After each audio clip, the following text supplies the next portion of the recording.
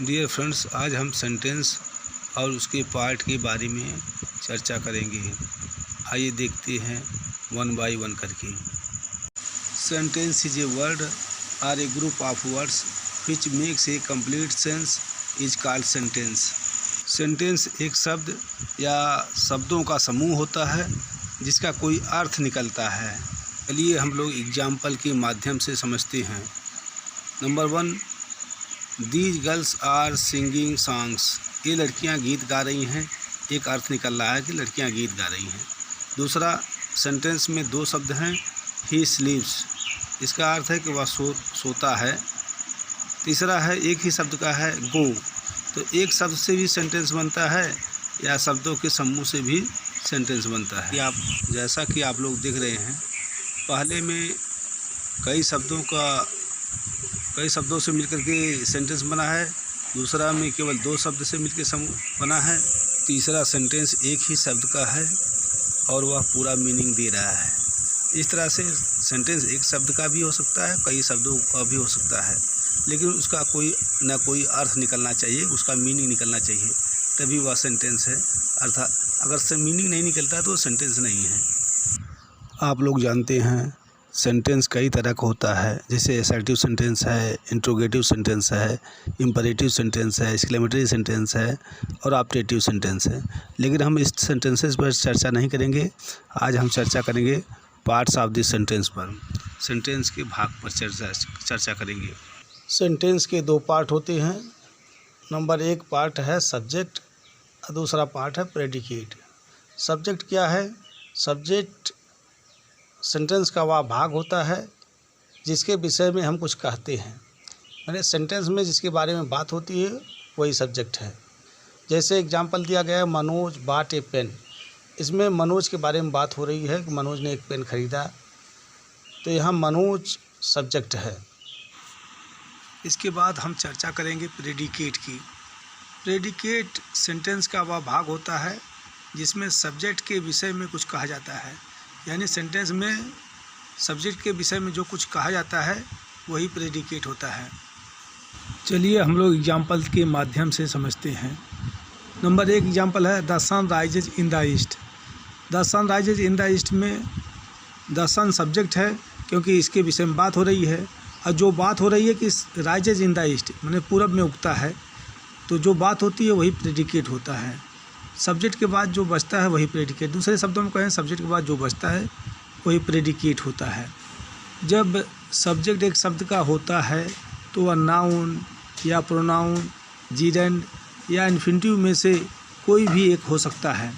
जब एक शब्द का होगा तो इसमें से कोई एक हो सकता है, नाउन हो सकता है, प्रोनाउन हो सकता है, जीरेंड, इन्फिनिटिव, इसमें से कोई भी एक हो सकता है। अब हम लोग सब्जेक्ट के बारे में थोड़ा डिटेल से अध्ययन करेंगे। अगर सब्जेक्ट कई शब्दों का है तो सबसे पहले हम हेडवर्ड का प्रयोग करते हैं। उससे पहले हम एडजेक्टिव का प्रयोग करते हैं और उससे पहले हम डिटरमाइनर का प्रयोग करते हैं, और हेडवर्ड के बाद हम एडजेक्टिवल फ्रेज का प्रयोग करते हैं। यदि सब्जेक्ट कई शब्दों का है तो इस क्रम को आपको ध्यान में रखना चाहिए। यदि सब्जेक्ट एक शब्द का होता है तो वह नाउन भी हो सकता है, प्रोनाउन भी हो सकता है, जीरेंड भी हो सकता है या इन्फिनिटिव भी हो सकता है। इसमें से कोई एक ही रहेगा। जैसे कमला सिंग्स, कमला गाती है। यहाँ पर कमला एक ही शब्द है, एक ही सब्जेक्ट है, इसलिए कमला सब्जेक्ट, उसके बाद प्रेडिकेट का प्रयोग करते हैं, सिंग्स। अगर सब्जेक्ट 2 शब्दों का है तो सबसे पहले हेडवर्ड का प्रयोग करते हैं, उससे पहले क्वालिफायर का प्रयोग करते हैं। क्वालिफायर का मतलब होता है विशेषता प्रकट करने वाले शब्द। जैसे इसके अंतर्गत आर्टिकल्स आता है, एडजेक्टिव आती है, पोजेसिव प्रोनाउंस आदि शब्द आते हैं। जैसे ए बॉय सिंग्स, सबसे पहले हम हेडवर्ड का प्रयोग करते हैं और इससे पूर्व हम क्वालिफायर का प्रयोग करते हैं और अंत में हम प्रेडिकेट का प्रयोग कर देते हैं। यदि सब्जेक्ट 2 शब्दों का है तो, यदि सब्जेक्ट 3 शब्दों का है तो सबसे पहले हम हेडवर्ड का प्रयोग करते हैं या नाउन का प्रयोग करते हैं, हेडवर्ड या नाउन का प्रयोग करते हैं। उसके पूर्व एडजेक्टिव का प्रयोग करते हैं, उससे पहले डिटरमाइनर का प्रयोग करते हैं। यदि सब्जेक्ट 3 शब्दों से अधिक का है तो सबसे पहले हेडवर्ड का प्रयोग, उससे पूर्व एडजेक्टिव का प्रयोग, उससे पूर्व डिटरमाइनर का प्रयोग और एडजेक्टिवल फ्रेज का प्रयोग हेड वर्ड या नाउन के बाद में करते हैं। जैसे ए फैट बॉय सिंग्स, इसमें सब्जेक्ट 3 शब्दों का है। ए फैट बॉय 3 शब्दों का सब्जेक्ट है। अगर यदि सब्जेक्ट 3 शब्दों से अधिक का है तो a fat boy sitting in the hall sings. A fat boy sitting in the hall में बैठा हुआ एक मोटा लड़का गाता है। What is phrase? फ्रेज शब्दों का समूह होता है जिसमें वर्ब नहीं होता है। एडजेक्टिवल फ्रेज का प्रयोग हेड वर्ड या नाउन के बाद में करते हैं, जिसके बारे में यह बताता है, वर्णन करता है। Use of gerund as subject, gerund का प्रयोग हम सब्जेक्ट के रूप में करते हैं। मेन वर्ब में जो वर्ब की फर्स्ट फॉर्म होती है उसमें आईएनजी लगाने से जीरंड बनता है और जीरंड नाउन का काम करता है। जैसे walk plus ING walking, sleep plus ING sleeping. तो जीरंड नाउन का काम करता है और यह सब्जेक्ट के रूप में इसका प्रयोग होता है। अगर हिंदी अर्थ निकाले तो इसका अर्थ ना ने नी में निकलता है। जैसे walking is good for health, swimming is a good exercise. टहलना स्वास्थ्य के लिए लाभदायक है। स्विमिंग करना, जल में तैरना एक बढ़िया एक्सरसाइज है। इस तरह से आप जीरंड से भी सब्जेक्ट बना सकते हैं और इसका हिंदी अर्थ ना ने नी में निकलता है। Use of infinitive as subject, infinitive का प्रयोग भी सब्जेक्ट के रूप में करते हैं और मेन वर्ब जो होता है, वर्ब की फर्स्ट फॉर्म से पहले टू लगाने से इन्फिनिटिव बनता है। जैसे वॉक, वॉक से पहले टू लगा है तो टू वॉक हो गया है। स्मोक, स्मोक से पहले टू लगा दिए तो टू स्मोक हो गया। स्लीप, स्लीप से पहले टू लग गया तो टू स्लीप हो गया। इसका हिंदी अर्थ ना ने नी में निकलता है, उसी तरह जैसे जीरंड में निकलता है। नंबर 1 एग्जाम्पल देख रहे हैं। To smoke is bad habit, smoking करना या धूम्रपान करना बुरी बात है, बुरी आदत है। To walk is a good for health, टहलना स्वास्थ्य के लिए लाभदायक है। टू स्लीप इज एसेंशियल, सोना आवश्यक है। इस तरह से इन्फिनिटिव से भी आप सब्जेक्ट बना सकते हैं और जीरंड से भी आप सब्जेक्ट बना सकते हैं। Use of it and there, it और देयर का सब्जेक्ट के रूप में प्रयोग। इट और देयर को भी आप सब्जेक्ट बना सकते हैं। जैसे देखिए, इट इज़ कोल्ड टुडे, आज ठंड है।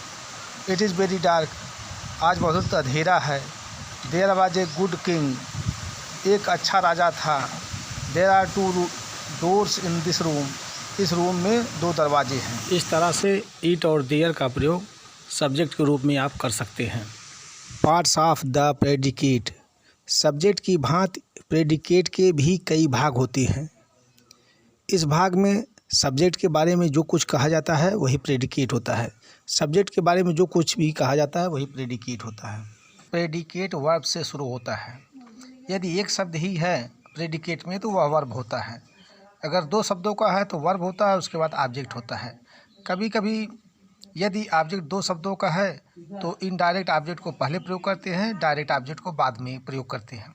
इनडायरेक्ट ऑब्जेक्ट का मतलब है सजीव चीज़ों को और डायरेक्ट ऑब्जेक्ट का मतलब है निर्जीव चीज़ों को। कभी कभी इसके स्थान को परिवर्तित भी कर सकते हैं।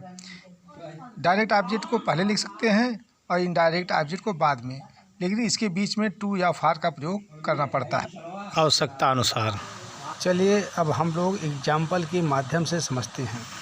जैसे द गर्ल्स डांस, इसमें प्रेडिकेट एक ही शब्द का है, वह वर्ब है। नंबर 2 माई सिस्टर कुक्स फूड, इसमें प्रेडिकेट 2 शब्दों का है, एक वर्ब है कुक्स, दूसरा ऑब्जेक्ट है food. Number 3 I write a letter, इसमें भी प्रेडिकेट 2 शब्दों का है, एक वर्ब राइट है, दूसरा ऑब्जेक्ट लेटर है।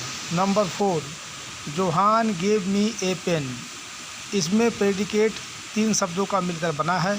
नंबर 1 है गेव, वर्ब है, मी ऑब्जेक्ट है, इनडायरेक्ट ऑब्जेक्ट है और ये पेन डायरेक्ट ऑब्जेक्ट है। इनडायरेक्ट का मतलब सजीव और डायरेक्ट का मतलब निर्जीव।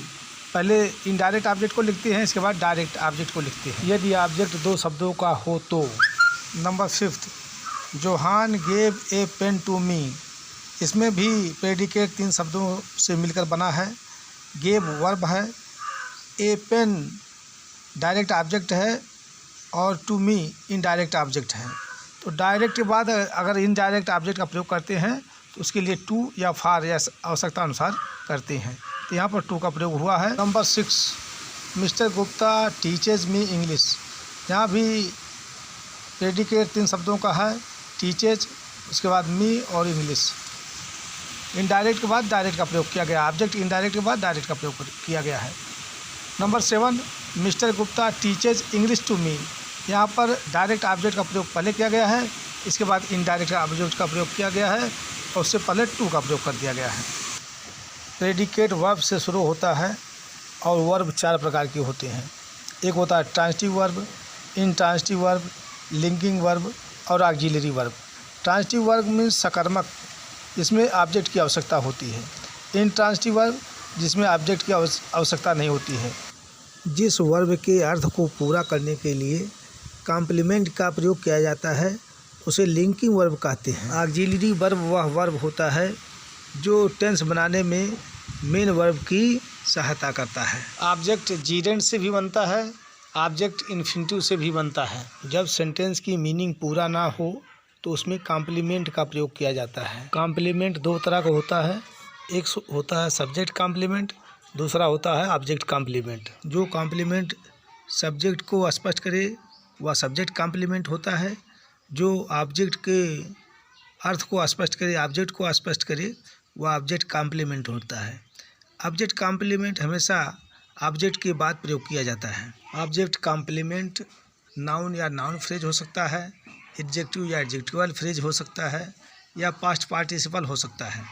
Form of the verb be needs complement, यानी वर्ब का फॉर्म बी जो होता है उसे कॉम्प्लीमेंट की आवश्यकता होती है। Is, am, are, was, were be के अंतर्गत आते हैं। इस कॉम्प्लीमेंट में नाउन या noun phrase, adjective or adjectival phrase, adverb or adverbial phrase का प्रयोग करते हैं। चलिए अब हम लोग एग्जाम्पल के माध्यम से समझते हैं। नंबर 1 है आई लाइक प्लेइंग। इसमें प्लेइंग जो ऑब्जेक्ट है वह जीरेंड है, क्योंकि वर्ब के फर्स्ट फॉर्म में आईएनजी लगा हुआ है। दूसरा है आई लाइक टू प्ले। यहाँ मेन वर्ब फर्स्ट फॉर्म से पहले टू का प्रयोग हुआ है, इसलिए यह इन्फिनिटिव है, तो यहाँ पर ऑब्जेक्ट इन्फिनिटिव का प्रयोग किया गया है, I like to play. Number 3, they elected him manager. वे उनको मैनेजर चुने। इसमें ऑब्जेक्ट हिम से अर्थ स्पष्ट नहीं हो रहा था, तो इसमें कॉम्प्लीमेंट मैनेजर शब्द का प्रयोग किया गया है। इसमें मैनेजर जो कॉम्प्लीमेंट है यह नाउन है, नाउन का प्रयोग किया गया है। नंबर 4 देखिए, दे इलेक्टेड हिम देयर लीडर। वे लोग उनको अपना लीडर चुने। तो इसमें नाउन फ्रेज है, क्योंकि इसमें 2 शब्दों का प्रयोग किया गया है, इसलिए नाउन फ्रेज है। नंबर 5 में कॉम्प्लीमेंट एडजेक्टिव का प्रयोग किया गया है। नंबर 6 में कॉम्प्लीमेंट एडजेक्टिवल फ्रेज का प्रयोग किया गया है। नंबर 7 में डिसप्लीज्ड पास्ट पार्टिसिपल है या पास्ट पार्टिसिपल कॉम्प्लीमेंट है। Number 8 a pen noun complement है। हैप्पी एडजेक्टिव कॉम्प्लीमेंट है। In the class adverbial complement है। देयर एडवर्ब कॉम्प्लीमेंट है। इसी के साथ जय हिंद।